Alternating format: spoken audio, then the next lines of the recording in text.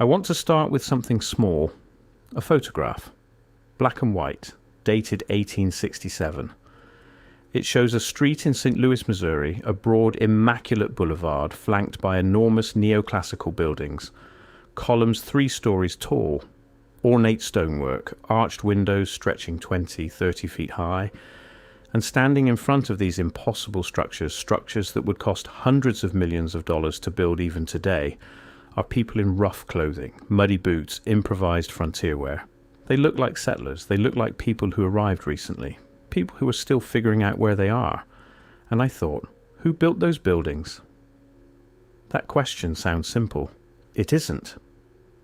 The official explanation that American settlers, barely 2 generations removed from log cabins and dirt roads, constructed what were effectively the grandest buildings in the world across dozens of cities simultaneously, without advanced engineering schools, without a trained architectural labor force, and in many cases without coherent records of construction.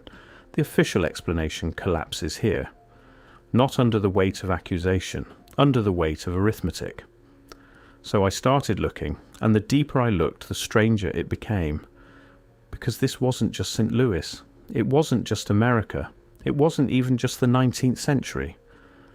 The pattern repeats with unsettling precision on every continent, across hundreds of cities spanning at least 300 years of what we call modern history. Grand buildings without builders, established cities without founding populations, infrastructure without engineers. And in nearly every case, nearly every single case, a curious absence of transitional documentation. No blueprints, no payroll records, no generational accounts of the work in progress. No grandfather telling his grandson, I helped build that dome. I cut that marble. I laid that foundation. The silence was deafening, and once you see it, you can't unsee it. Let me introduce you to a concept that historians call settlement. Settlement, as we understand it, describes the process by which people move into an uninhabited or sparsely populated region and, over generations, build the infrastructure of civilization. Roads, courts, markets, cathedrals, administrative buildings, hospitals. The process is slow, messy, and extensively documented because it involves thousands of ordinary people making extraordinary decisions in real time. And those people write letters, keep diaries, complain to their governments, and leave behind the sprawling, contradictory, thoroughly human paper trail of genuine historical process. Now look at what we actually have in the historical record for dozens of major world cities in the 18th and early 19th centuries. Chicago, incorporated as a town in 1833, a city in 1837. By 1893, 56 years later, it hosted the world's Columbian Exposition in a complex of gleaming white neoclassical palaces, so vast and so perfectly executed that visitors called it the White City, and many openly wept at its beauty. 56 years. For context, it took the city of Florence approximately 200 years to complete the Cathedral of Santa Maria del Fiore. Chicago allegedly produced something comparable in scope, in finish, in architectural sophistication, in less than 6 decades by a population that was still in living memory, sleeping in tents. This raises a simple but critical question. Who taught them? Not the concept of architecture, not the aspiration toward grandeur.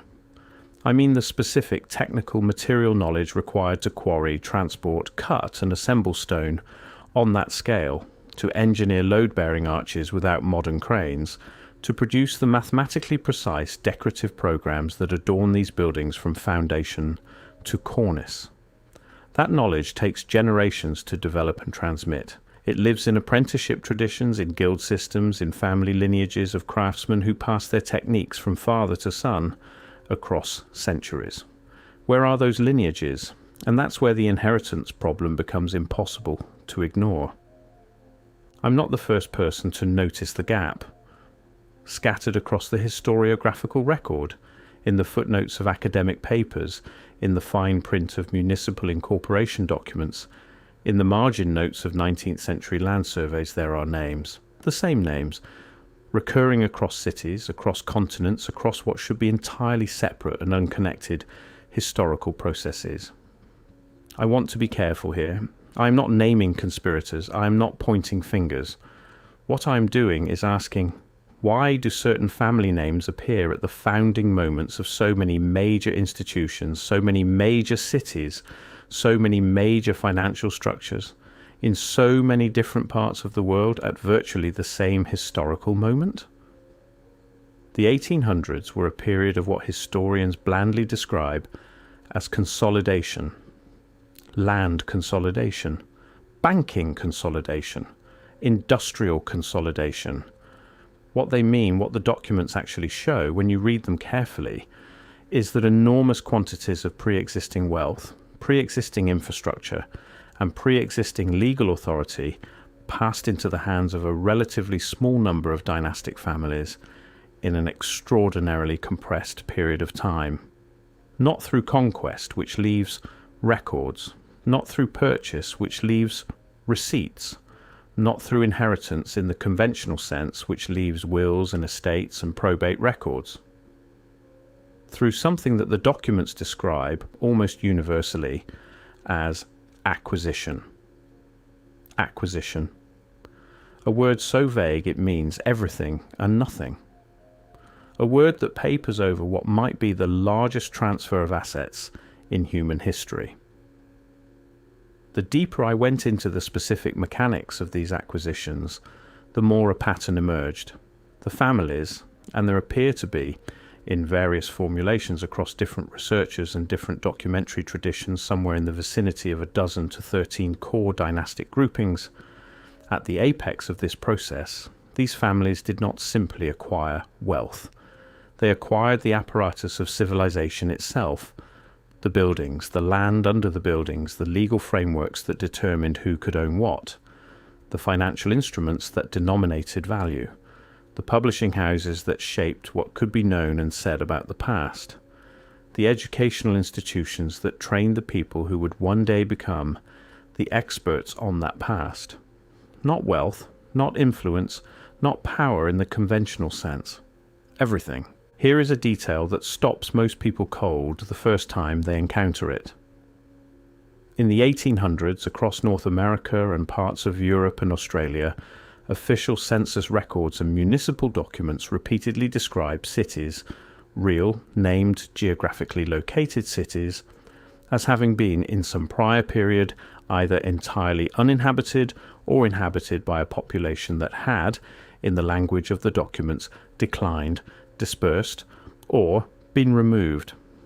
The word removed appears with unsettling frequency. What does it mean for a city to be removed of its inhabitants? A city is not a tent. A city is stone and iron and glass and sewage systems and graveyards and foundations sunk 20 feet into the earth. A city is the accumulated physical expression of centuries of human life. You cannot simply remove the inhabitants of a city and then, a generation later, introduce new inhabitants and expect the historical record to show nothing but a clean break and a fresh start. And yet, St. Louis, Cincinnati, Detroit, Philadelphia, Boston in some of its older quarters, Constantinople, renamed, repurposed, restaffed. The cities of the American Midwest, supposedly built from nothing in a generation. The cities of the Russian interior, whose architectural vocabulary is identical to that of Western European cities built supposedly centuries earlier by entirely different civilizational traditions, with no documented point of cultural transfer. The cities of South America, whose colonial-era buildings display a technical refinement that the documented labor forces of the colonial period could not plausibly have produced. In each of these cases, the same structure applies. A prior population, sometimes acknowledged, usually vague, occasionally described in dismissive terms as primitive or sparse, disappears from the record. A new population arrives and is described in official documents as founding or settling what is clearly an already built environment. And standing in the background of every founding moment, every incorporation document, every first city council, every initial land grant, a small number of family names with pre-existing capital, pre-existing legal standing, and a remarkably complete understanding of exactly which assets were worth acquiring. The pattern repeats with unsettling precision.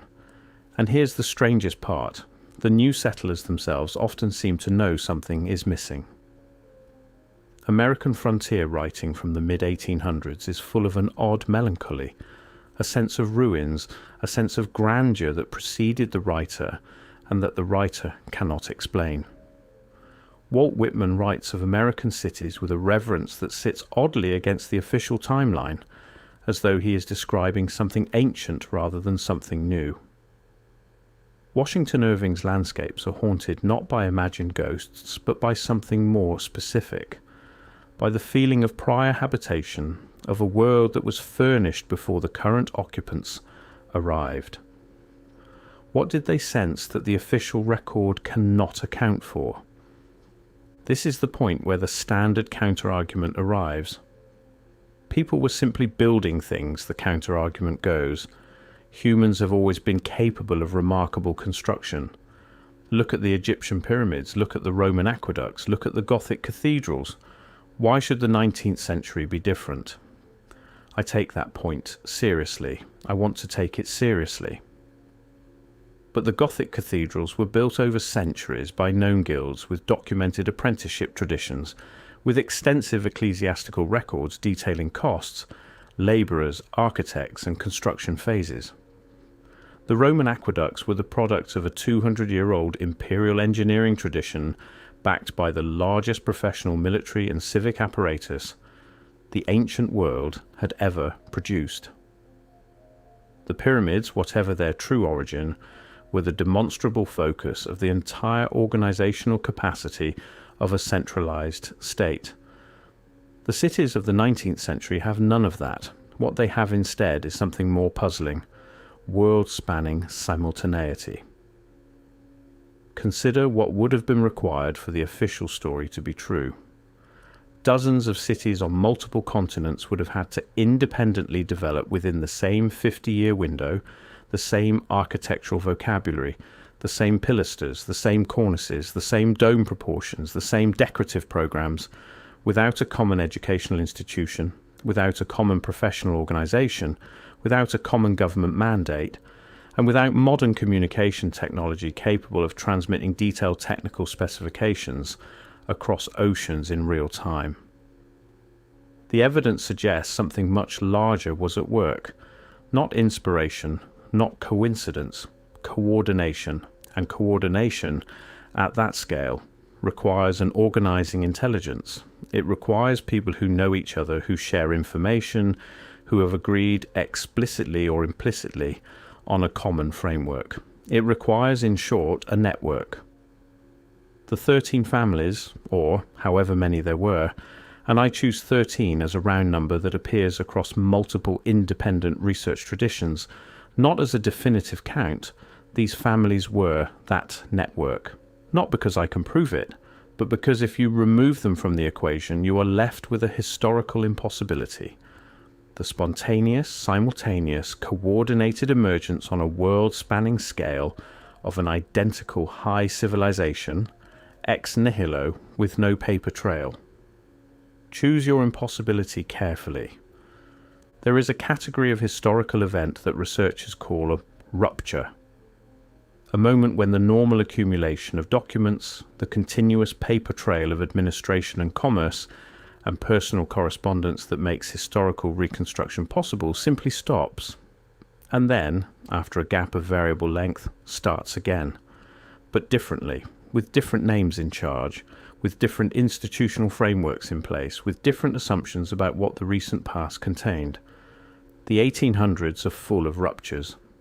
The historical record for most major American cities effectively begins somewhere between 1820 and 1870.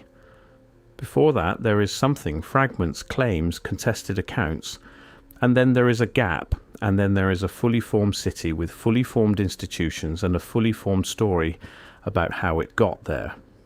The official explanation acknowledges the gap and calls it frontier conditions. Documentation was sparse, record-keeping was informal, fires destroyed archives. All of that is true. Fires did destroy archives. But it is worth asking which archives, and who benefited from their destruction. The Great Chicago Fire of 1871, the San Francisco earthquake and fire of 1906, the burning of Washington, D.C. in 1814, the destruction of the Library of Alexandria centuries earlier. We treat each of these as isolated disasters. What if they were part of a pattern? Not of deliberate arson necessarily, I am not making that claim, but of a systematic, possibly structural vulnerability in the places where the prior world's documentation was concentrated. What if the most important fires in history all burned the same category of thing? The deeper I went into this question, the more I noticed what was conspicuously absent from every surviving archive: evidence of transition. Not the destination. We have plenty of documents describing the world as it was after the great reorganization of the 1800s. Not the origin. We have in scattered form tantalizing fragments of what the prior world may have looked like, but the process of getting from one to the other. The mechanism of transfer, that mechanism is missing. Not incomplete, not poorly documented, missing, and in its place, in archive after archive, city after city, country after country, we find the same thing. A formal document of acquisition, signed by representatives of a small number of family dynasties, establishing legal title to assets whose prior ownership is described in terms so vague as to be meaningless. Unclaimed land, abandoned property, territories without recognized sovereign. Someone built those territories, someone lived in those buildings, someone designed those drains and those aqueducts and those precisely oriented plazas, and then, officially, they were gone, and the families moved in. I want to end somewhere different from where most investigations like this one end. Most of them end in anger, in accusation, in the naming of villains and the allocation of blame. That's not where I am. Because the more I sat with this material, the buildings without builders, the cities without founders, the archives without the documents that should have been there, the more I found myself arriving at a question that isn't about power at all. It's about knowledge. Because here is what the 13 families, whatever we call them, however many there were, here is what they may have inherited, along with the land and the buildings and the legal frameworks. They may have inherited understanding, specific, technical, material understanding of how the prior world worked, how the buildings were built, what the infrastructure was actually designed to do, how the systems, economic, architectural, agricultural, medical, how the systems fit together, and what did they do with it? That is the question I cannot answer. And I've tried. Did they preserve it? Is there, somewhere in a private archive, in a family vault, in a library that is not listed in any public catalogue, a body of knowledge that would rewrite everything we think we know about the history of civilization? Is that knowledge still intact? Is it being used? Is it being slowly and selectively reintroduced into the public domain through academic institutions and technological breakthroughs attributed to discovery rather than recovery? Or did they lose it? That possibility is darker in some ways. That the families scrambling to consolidate their holdings in the chaotic aftermath of whatever event or process emptied the old world cities may have grabbed the physical assets without fully grasping the intellectual ones. That the knowledge of how to replicate what they inherited may have been more fragile than the stone and iron they were inheriting. That the prior civilization, whatever it was, encoded its knowledge in forms the inheritors could not read. That we are living right now in a world built on foundations we don't fully understand, inside systems whose original purpose we have forgotten, and that the families themselves, the supposed masterminds, the supposed controllers of the hidden architecture of history, may simply be the curators of a museum they cannot explain. rich beyond imagination, powerful beyond precedent, and fundamentally irreducibly lost. Once you see it, you can't unsee it. The grandeur of the buildings, the absence of the builders, the names in the founding documents, the fires that took the archives, the gap in the record where the transition should be, the worldwide simultaneity that coordination alone cannot explain, the knowledge that should be there and isn't, the silence where the explanation should live. The evidence suggests something much larger than any single family, any single conspiracy, any single historical rupture. It suggests a world before our world, a civilization before our civilization, a story before the story we've been told, and it suggests that when that world ended, however it ended, for whatever reason it ended, 13 families, more or less, were standing closest to the door when everything went quiet, and they walked in, and they took what they could carry, and they have been living on that inheritance ever since. Whether they understand what they're holding, whether any of us will ever find out what it is, whether the door is still somewhere in some archive behind some acquisition record waiting to be opened again, I don't know. I don't think anyone does.